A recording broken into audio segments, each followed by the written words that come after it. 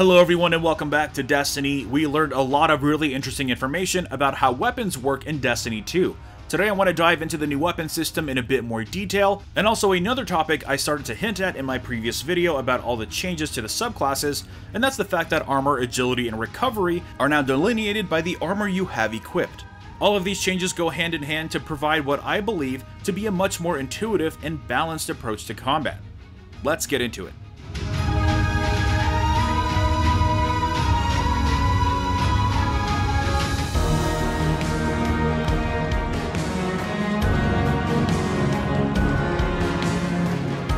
So first, let's recap the new weapon slots. Currently in Destiny, we have primaries, which contain weapon classes that are designed to be the go-to everyday weapon slot. Those include auto rifles, scout rifles, pulse rifles, and hand cannons. Special weapons are the situational weapons, which include shotguns, snipers, fusion rifles, and sidearms. Finally, we have the heavy slot, which are the heavy hitters that are designed to do an incredibly large amount of damage over a very short period of time. These weapons currently include rocket launchers, machine guns, and swords.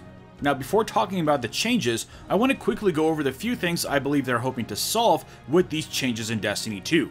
In regards to primaries, their absence of elemental properties meant that the special and heavies had to fill the role of elemental burner, which I believe went against their philosophy of them being used in their tactically advantageous way. Luckily, we had a few sets of elemental primaries to fix that, and naturally when those got taken away, people got upset. But it made sense to remove them because they instantly made any kinetic legendaries completely inferior. For specials, Bungie had a very hard time maintaining the balance of them in the Crucible. Bungie has a philosophy of maintaining the feel and power of weapons between PvE and PvP. And while it's a lofty goal, they never seem to really be able to get it right. Special ammo economy has been changed more times than I can remember, but ultimately they always seem to prove more superior than primaries in most scenarios. So naturally, with more restrictive ammo economies, people resorted to weapons that have ammo on respawn like sidearms, or that can generate their own ammo like the Icebreaker to circumvent all of these changes. In regards to heavies, it was never as fun knowing that everyone on the map got heavy weapons at the exact same time. Instead of pulling off game-changing plays, you just hope you shot your rocket off before your opponent. Heavy weapon usage in PvE was always way more satisfying because you could find more strategic and situational uses, and it's a shame that it's not the same feel in the Crucible. Enter Destiny 2. The new weapon slots are kinetic weapons, energy weapons, and power weapons. Kinetic and energy weapons are comprised of what we now know as primaries with the addition of sidearms and submachine guns. The only difference being that energy weapons include elemental counterparts of the weapons in the kinetic slot. From the sounds of it, it seems like energy weapons are from the exact same pool as kinetic weapons, so in theory this Suros GJS42 you see in front of you should be available in both kinetic and energy versions. The possibilities are endless as to how this is going to play out, but this does solve the issue of primaries needing to be more core everyday weapons. I'm also a big fan of sidearms being added in. I think I'll always have a sidearm or a hand cannon equipped just cause that's really cool. Moving on to that third slot, it is now called power weapons, and they're comprised of what we now know as special and heavy, and they're all grouped into one slot. I'm a big fan of this as it seems to fix all of the ammo complaints I stated before about the Crucible. Power ammo now spawns every 60 seconds during the Crucible, at least in the countdown footage we saw, and will only be granted to the person who activates the crate. This means that you can be taken out by a rocket or a shotgun all the same, but since you have two primaries, you will most likely default to them more often. Also, the general time to kill in the Crucible seems to be a bit longer, making it much more practical to switch to the right weapon for the job. It should also keep the fight more varied and ultimately more balanced. At least let's hope so. So my final thoughts on these slot changes is that while I'm very happy and optimistic about the new weapon slots, I am a little concerned about how power weapons will be a bit overcrowded with so many different weapon types. It makes sense that the change was made for the angle of fixing PvP, but I just hope that it doesn't affect your combat effectiveness in PvE encounters. But from the footage that we've seen so far, like the inverted Spire Strike, that doesn't seem to be an issue with things like class abilities offsetting the reduction in weapon versatility.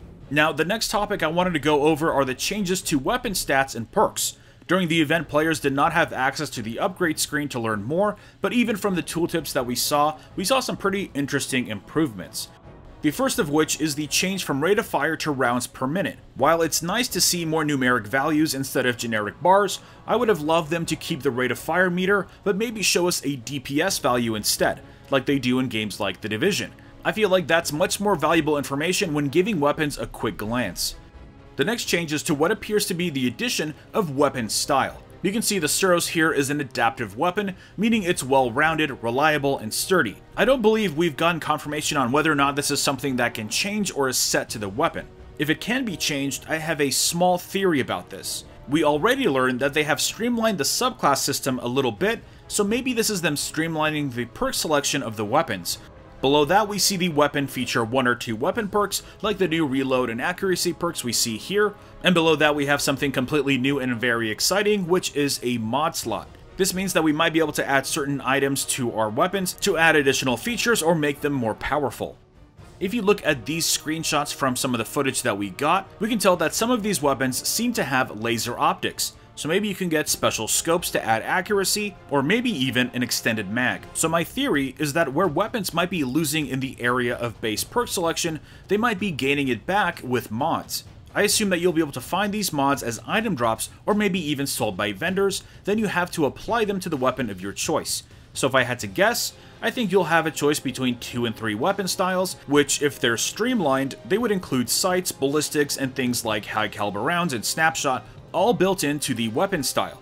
And then you would have 2 of the regular perks, and finally your mod slot. I'm all about customization, but we have to remember that this game needs to be as approachable as possible, and while I love customization in a fast-paced action game, I'm okay with simpler base systems that you can make more complex yourself with different mods to things like a custom sight, or maybe even advanced stock to reduce recoil. What do you think of that idea? Or what do you think this is? Share your thoughts in the comments. Finally, I want to touch on the changes to armors and specs. As we learned, intellect, discipline, and strength are a thing of the past. All abilities are now on a set timer. Now it seems your armor selections will adjust your armor, agility, and recovery. I kinda wish they changed up the word armor, because armor on armor is a little confusing to say, but anyways, these used to be determined by selections in your subclass, but are now defined by the armor you wear, and honestly that makes a lot more sense to me. It means that there will be a greater sense of light, medium, and heavy armor. Titans have the most plated armor, so naturally you would expect it to contribute a lot more to the armor stat. And hunters have lighter and more fitted gear, giving them greater agility and movement. I'm a huge fan of this change, and with these simplified numeric values, I think achieving the different stat tiers should be a lot more rewarding. So let me know what you think of all this in the comments below. Be sure to drop a like if you enjoyed the video. All of your support during all of this Destiny 2 news has been incredible, so thank you again. And a huge thanks to all of those who have purchased my channel shirt. All of your orders are officially on their way out. If you're interested in the shirt, it's officially in stock, so be sure to stick around to the very end of the video or click the link in the description. Anyways, thanks for watching, and I will see you all next time. It's still a little unclear as that part of the subclass was not leveled up for the build they used in the gameplay premiere. However, it does seem to be focused more on precision, with perks like Gunslinger's Trance, which helps you reduce the cooldown of Golden Gun with precision kills.